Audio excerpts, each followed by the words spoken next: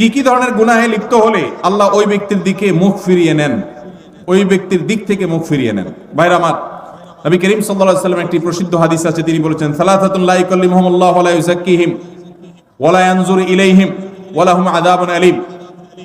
তিন শ্রেণী মানুষ আছে, তাদের জন্য চারটা শাস্তি হবে। কয়টা শাস্তি হবে?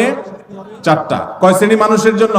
তিন শ্রেণী মানুষের জন্য। নাম্বার 1, শাইখুন জানিন, যে ব্যক্তি বয়স্ক হয়ে ব্যভিচারে লিপ্ত হয়েছে, এই ব্যক্তির সাথে আল্লাহ কিয়ামতের দিন কথা বলবেন না, আল্লাহ তাকে পবিত্র করবেন না, তার দিকে চেয়ে তাকাবেন না, এবং তাকে কঠোর শাস্তি দিবেন যে সে প্রাপ্তবয়স্ক, বিবাহিত, বৃদ্ধ, এরপরও সে জিনায় কেন লিপ্ত হলো।